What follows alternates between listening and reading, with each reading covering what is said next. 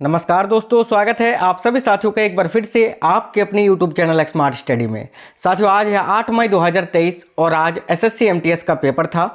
और साथियों, आज के तीनों शिफ्ट का पेपर हो चुका है। देखिए, डेली जो है प्रतिदिन 3 शिफ्ट में आपका पेपर हो रहा है।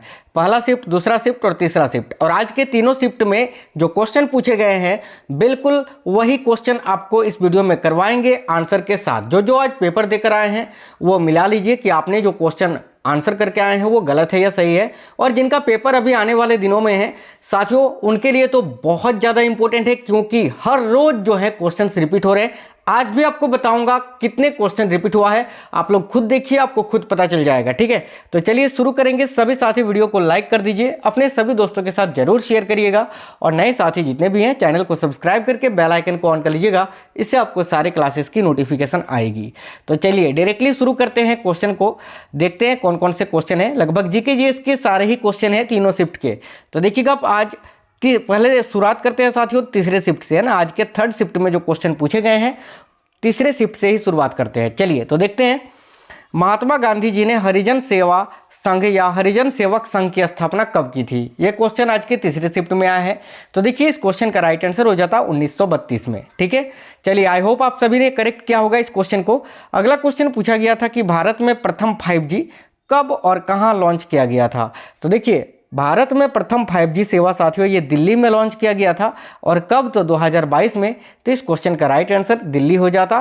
कहां पूछा था तो और कब पूछा था? तो 2022 आपका राइट आंसर हो जाता।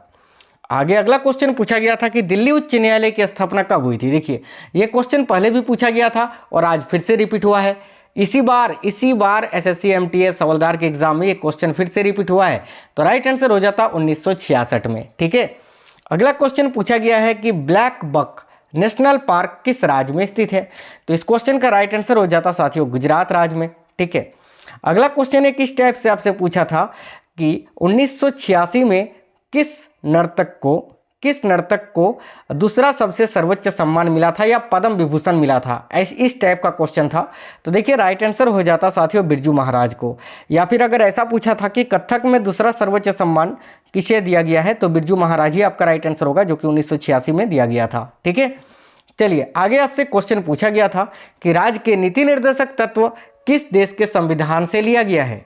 देखिए, भारत के संविधान में राज्य के नीति निर्देशक तत्वों को किस देश के संविधान से ग्रहण किया गया है, इस टाइप से आपसे क्वेश्चन पूछा होगा। और राइट आंसर इस क्वेश्चन का हो जाता आयरलैंड। साथियों, वीडियो को लाइक जरूर करते चलिएगा। देखिए, अगला क्वेश्चन पूछा था आज तीसरे शिफ्ट में ही कि 2022 में महिलाओं का विश्व कप कहां पर आयोजित हुआ था? यानी महिलाओं का क्रिकेट वाला विश्व कप 2022 में जो आयोजित हुआ था वो कहां पर आयोजित हुआ था? तो साथियों, राइट आंसर हो जाता न्यूजीलैंड में। न्यूजीलैंड अगर आप लोगों ने किया है तो बिल्कुल करेक्ट है, न्यूजीलैंड आपका इस क्वेश्चन के लिए राइट आंसर हो जाएगा। अगला क्वेश्चन एक पूछा था कि भीमसेन जोशी का संबंध भारत के किस राज्य से है? तो साथियों देखिएगा, भीमसेन जोशी का संबंध जो है वो कर्नाटका राज्य से है। तो कर्नाटका इस क्वेश्चन का आपका राइट आंसर हो जाता। आगे एक क्वेश्चन आपसे पूछा था 2011 के जनगणना के अनुसार किस राज्य का साक्षरता दर सबसे अधिक है? ये क्वेश्चन भी 2 बार रिपीट हो चुका है अब तक और आज तीसरा बार पूछा गया है। ठीक है, इसीलिए बोलते हैं कि डेली एनालाइज वाले वीडियो जरूर देखा करिए। कम से कम इस टाइम जो वीडियो आती है डेली शाम में, जिसमें तीनों शिफ्ट के क्वेश्चन होते हैं, उस वीडियो को तो जरूर देखा करिए। आप लोगों को आइडिया लग जाएगा किस टाइप के क्वेश्चन पूछे जा रहे हैं और कौन से क्वेश्चन पूछे जा रहे हैं। उन्हीं में से 4-5 क्वेश्चन आपके शिफ्ट में आपको देखने को मिलेंगे कि क्वेश्चन, क्योंकि साथियों आप खुद देख रहे हैं कि क्वेश्चन जो है डेली हर दिन हमेशा से रिपीट हो रहे हैं। ठीक है, देखिए 2011 की जनगणना के अनुसार किस राज्य का साक्षरता दर सबसे अधिक है? तो राइट आंसर हो जाता केरल। अगला क्वेश्चन पूछा गया है 2011 की जनगणना के अनुसार किस केंद्र शासित प्रदेश का जनसंख्या सबसे कम है? यह क्वेश्चन भी पहले पूछा था, फिर से आज रिपीट हुआ है। राइट आंसर हो जाएगा साथियों लक्षद्वीप। ठीक है, चलिए आगे आपसे क्वेश्चन पूछा गया है विश्व का सबसे बड़ा महाद्वीप कौन सा है? बिल्कुल हलवा वाला ये क्वेश्चन पूछा था। तो देखिए, विश्व का सबसे बड़ा महाद्वीप जो है वो एशिया महाद्वीप है। एशिया आपका इस क्वेश्चन का राइट आंसर हो जाता। आगे आपसे क्वेश्चन पूछा गया है कि धर्म की स्वतंत्रता संविधान के किस अनुच्छेद में उल्लेखित है। और साथियों ये क्वेश्चन जो है आज के दूसरे शिफ्ट का क्वेश्चन है, सेकंड शिफ्ट का, ठीक है। तो देखिएगा धर्म की स्वतंत्रता संविधान के किस अनुच्छेद में उल्लेखित है। तो साथियों अनुच्छेद 25 से 28 में, लेकिन ऑप्शन में आपका शायद आज 25 दिया हुआ था, तो यही आपका राइट आंसर हो जाता, ठीक है, अनुच्छेद 25। अगला क्वेश्चन एक पूछा गया है कि किस खिलाड़ी को कैप्टन कूल के नाम से, कैप्टन फुल नहीं यार, कैप्टन कूल, ठीक है, कैप्टन कूल, कैप्टन कूल के नाम से जाना जाता है। तो देखिए राइट आंसर हो जाता है MS धोनी को, महेंद्र सिंह धोनी, जिनको कैप्टन कूल के नाम से जाना जाता है। तो महेंद्र सिंह धोनी आपका इस क्वेश्चन का राइट आंसर हो जाता। आगे आपसे एक क्वेश्चन पूछा था कि उपराष्ट्रपति पद की न्यूनतम आयु कितनी होनी चाहिए। तो देखिए इस क्वेश्चन का राइट आंसर हो जाता 35 ईयर्स। नेक्स्ट क्वेश्चन पूछा था कि सेरीकल्चर का संबंध किसके उत्पादन से है। तो साथियों बहुत ही सिंपल क्वेश्चन था, और सेरीकल्चर का संबंध किसके उत्पादन से है, तो रेशम उत्पादन से। तो राइट आंसर हो जाता आपका रेशम उत्पादन। आगे आपसे क्वेश्चन पूछा था कि फ्रीडम ऑफ एक्साइल, ये पुस्तक जो है ये किसकी आत्मकथा है। तो देखिएगा राइट आंसर हो जाता दलाई लामा की, दलाई लामा आपका इस क्वेश्चन का करेक्ट आंसर हो जाता। आगे आपसे क्वेश्चन पूछा था कि 2022 तक निम्नलिखित में से किसको सबसे ज़्यादा ऑस्कर पुरस्कार मिला है। तो देखिए अगर बात करें साथियों 2022 तक, ऑप्शन में आपका AR रहमान, लता मंगेशकर, इस टाइप के ऑप्शन थे। तो करेक्ट आंसर हो जाता साथियों AR रहमान, क्योंकि सबसे ज़्यादा ऑस्कर इन्हीं को मिला है, ठीक है। तो 2022 तक जो है सबसे ज़्यादा ऑस्कर पुरस्कार AR रहमान को मिला है। तो AR रहमान आपका इस क्वेश्चन का राइट आंसर हो जाता। आगे आपसे क्वेश्चन पूछा था कि सती प्रथा को पूर्ण रूप से समाप्त कब किया गया था। तो साथियों देखिए राजा राम मोहन राय जी ने 1828 में ब्रह्म समाज की स्थापना की थी, और उसके बाद 1829 ईस्वी में राजा राम मोहन राय जी के प्रयासों से सती प्रथा का पूर्ण रूप से अंत कर दिया गया था। तो इस क्वेश्चन का आपका राइट आंसर हो जाता 1829 ईस्वी में। चलिए आगे देखते हैं। आगे आपसे एक क्वेश्चन पूछा था कि निमोनिया रोग से प्रभावित होने वाला मानव अंग कौन सा है। तो ये भी क्वेश्चन बहुत ही सिंपल था, आप लोगों ने आसानी से लंग्स किया होगा साथियों, फेफड़ा, ठीक है, क्योंकि देखिए निमोनिया रोग से प्रभावित होने वाला जो अंग है वो है फेफड़ा, लंग्स, ठीक है। आगे आपसे एक क्वेश्चन पूछा था कि केलुचरण महापात्र का संबंध किससे है। तो देखिएगा साथियों केलुचरण महापात्र, इनका संबंध है ओडिसी नृत्य से। ओडिसी जो कि उड़ीसा राज्य का शास्त्रीय नृत्य है, ठीक है। तो ओडिसी आपका इस क्वेश्चन का राइट आंसर हो जाता। आगे आपसे क्वेश्चन पूछा था कि सातवाहन वंश का संस्थापक कौन था। देखिए अगर आपसे ये पूछा था कि सातवाहन वंश का संस्थापक कौन था, तो फिर आपका राइट आंसर हो जाता सिमुक। और साथियों अगर आपसे ये पूछा था कि सातवाहन वंश का सबसे प्रतापी राजा कौन था, तो फिर आपका गौतमी पुत्र सतकर्णी आपका राइट आंसर हो जाता। अब आप हमें कमेंट बॉक्स में कमेंट करके बताइए क्या पूछा गया था, ठीक है। साथियों ये जो तीनों शिफ्ट वाला वीडियो होता है, ये जो क्लास होता है शाम वाला, ये सुपर फास्ट क्लास होती है, बहुत ही जल्दी आप लोग तीनों शिफ्ट के क्वेश्चंस देख लेते हैं, इससे आपका समय बचता है। चलिए आगे आपसे एक क्वेश्चन ऐसा पूछा गया था कि इनमें से किस नदी का उद्गम महाराष्ट्र से होता है, ठीक है। तो देखिएगा साथियों आपके ऑप्शन में गोदावरी रहा होगा, तो गोदावरी राइट आंसर हो जाता, या तो कृष्णा नदी रहा होगा। यही दो नदियों के ऑप्शंस जो हैं वो ज़्यादातर दिए जाते हैं। इनके अलावा ताप्ती नदी भी है जो महाराष्ट्र से निकलती है। तो देखिए गोदावरी आपका इस क्वेश्चन का राइट आंसर हो जाता। अब आप हमें कमेंट बॉक्स में कमेंट करके बताइए, ये सेकेंड शिफ्ट का क्वेश्चन है, कि इनमें से क्या ऑप्शन में था। चलिए आगे आपसे एक क्वेश्चन पूछा था कि 2011 की जनगणना के अनुसार किस राज्य का लिंगानुपात सबसे ज़्यादा है। देखिए ये क्वेश्चन भी फिर से रिपीट हुआ है साथियों, पहले भी पूछा गया था, आज फिर से पूछा है। तो देखिए 2011 की जनगणना के अनुसार किस राज्य का लिंगानुपात जो है वह सबसे ज़्यादा है। तो राइट आंसर हो जाता केरल का। अगर आपसे सबसे कम पूछे, जो कि पूछा जा चुका है, तो फिर आपका राइट आंसर हो जाएगा हरियाणा, ठीक है। आगे आपसे क्वेश्चन पूछा गया था कि भगत सिंह और बुटकेश्वर दत्त ने असेंबली में या ब्रिटिश असेंबली में बम कब फेंका था। तो देखिएगा साथियों भगत सिंह और बुटकेश्वर दत्त ने असेंबली पर बम कब फेंका था, तो 8 अप्रैल 1929 को। 8 अप्रैल 1929 आपका इस क्वेश्चन का बिल्कुल करेक्ट आंसर हो जाता। चलिए आगे देखते हैं। आगे आपसे ये क्वेश्चन पूछा था कि उदयपुर की स्थापना किसने की थी। तो देखिएगा उदयपुर की स्थापना उदय सिंह द्वितीय के द्वारा किया गया था, और कब किया गया था अगर पूछा था तो 1553 ईस्वी में। चलिएगा आगे देखते हैं। आगे आपसे एक क्वेश्चन पूछा था, इनमें से कौन सा नृत्य जिसका संबंध राजस्थान से है, या इनमें से कौन सा नृत्य है जो राजस्थान से संबंधित है। और आपके ऑप्शन में कालबेलिया था, जो कि राइट आंसर हो जाता। साथियों, मैंने आपको बताया है कि कालबेलिया नृत्य राजस्थान की एक सपेरा जनजाति के द्वारा मनाया जाने वाला नृत्य है। ठीक है, कालबेलिया ये एक जनजाति का ही नाम है, सपेरा जनजाति, जो कि राजस्थान की है। ठीक है, तो कालबेलिया आपका राइट आंसर हो जाता। एक क्वेश्चन आपसे ये पूछा था कि अंबुबाची मेला कहाँ पर लगता है। तो साथियों, अंबुबाची मेला ये तो असम राज्य में लगता है, तो इस क्वेश्चन का राइट आंसर आपका हो जाता असम। चलिएगा आगे देखते हैं। एक क्वेश्चन आपसे ये पूछा था कि फुटबॉल खेल में खिलाड़ियों की संख्या कितनी होती है। आपसे पहले हॉकी पूछा गया था, उसी टाइम मैंने आपको बताया था कि साथियों फुटबॉल भी पूछा जाएगा, क्रिकेट भी पूछ सकता है, तो याद रखिएगा। तो फुटबॉल खेल में खिलाड़ियों की संख्या कितनी होती है, तो 11 होती है। क्रिकेट, फुटबॉल, इसके अलावा आपका क्रिकेट, इसमें इन तीनों में ही जो है 11 खिलाड़ी होते हैं। ठीक है, चलिए आगे आपसे क्वेश्चन पूछा था कि भारत और श्रीलंका को कौन सी जल संधि अलग करता है, या कौन सी जल संधि जोड़ती है। तो देखिए इस क्वेश्चन का राइट आंसर हो जाता पाक जलड मरुमध्य। ठीक है, तो पाक जलड मरुमध्य आपका इस क्वेश्चन का राइट आंसर हो जाता। आगे आपसे क्वेश्चन पूछा था कि संविधान की शक्तियां किसके पास होती है। और साथियों, ऑप्शन में अगर संसद था तो संसद राइट आंसर हो जाता, और अगर संसद ऑप्शन नहीं था तो भारत के राष्ट्रपति ऑप्शन में रहा होगा, वो आपका राइट आंसर हो जाता। अब आप हमें कमेंट बॉक्स में कमेंट करके बताइए कि ऑप्शन में क्या था। आगे देखते हैं। अगला क्वेश्चन है, तत्वबोधिनी समाज की स्थापना देवेंद्रनाथ ठाकुर ने कब की थी। तो देखिए इस क्वेश्चन का राइट आंसर हो जाता 6 अक्टूबर 1839 को। अगला क्वेश्चन था, उस्ताद अलाउद्दीन खां का संबंध किस वाद्य यंत्र से है।